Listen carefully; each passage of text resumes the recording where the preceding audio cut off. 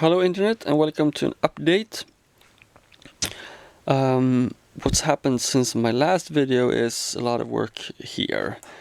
The roof is filled out on this side and I glue the roof on. As you can see, I also painted the inside. It's just a rough, it's black with a dry brush of brown and metal, so if you give it.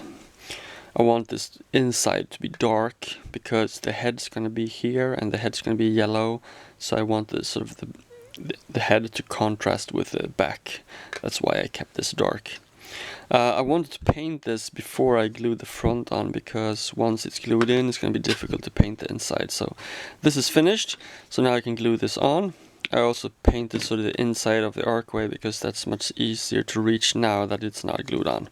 So that's what's that's the painting that's been done. This is one piece of plastic card. Took a bit of time to get that the right size to fit it on.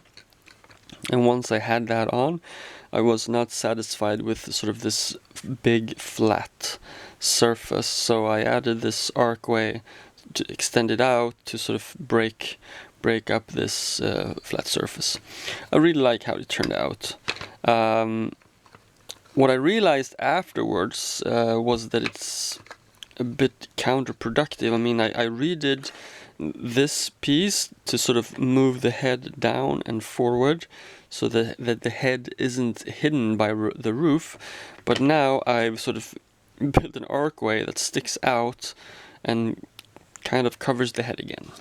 But I'll leave this as it is because I like the design. It turned out nicely. Otherwise, I would have to added just a side here and a side here. It would have looked a lot flimsier. I'm not sure if that's the right word, but this makes I feel makes the entire piece look much more solid. I mean, this is a big robot that can take a lot of punishment, take a lot of action in combat, and now it looks more like this is a strong front. I want this this archway to be wide, to be thick, because that gives the impression that the entire front is thick, and it's not just a thin and flimsy piece of plastic card, but it's actually a big metal hulk charging into combat. So I liked how this turned out. So now that the inside is painted, I'm going to glue this on. I have a bit of to fix here, the corner and here, and once that's done, this entire top piece is finished. The size and the shape, I'm glad. Not finished with the detailing, but otherwise finished. So I'm going to leave that as is. And the hip and the lower part and the feet and legs, all those pieces are now done, size-wise and shape-wise. So the next step for these pieces is the pose. So I need to bring out the proxy base again, and I'm not going to glue these two pieces together. This is going to be one piece and this is going to be one piece for purpose of making it easier to paint. But the legs I may have to glue because there's so many pieces. It would be too wobbly otherwise. But I need to get a rough pose, the entire miniature figure going, so that I can figure out the next thing, which is the arms. Just looking at it like this kind of makes me think that this arm is too small. It's too short. And I really would like to use the pieces out of the box, because otherwise I'll have to scratch build two arms. But we'll see. I can't really judge just by looking at it like this. I need the entire mini figure posed in order to see how big we want the arms to be. I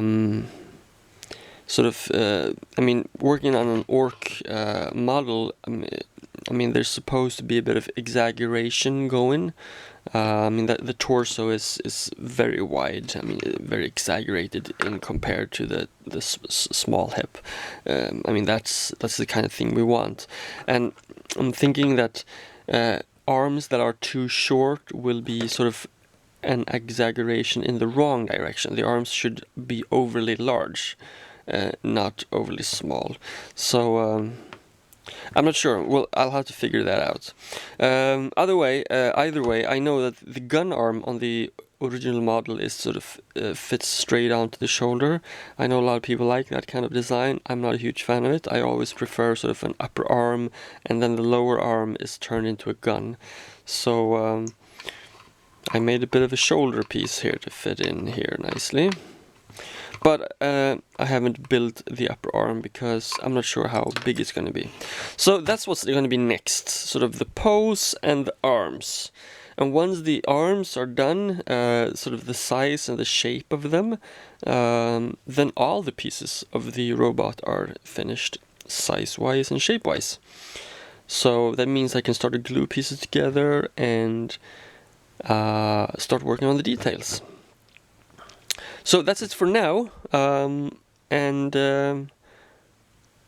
if you have any comments, suggestion, praise, criticism, leave a comment. I'm happy to see. Hop on to Warzier and you can find my thread there. It's called Eccentric's Mech Shop is up and running again. So you can find my thread there if you want to see some photos of this.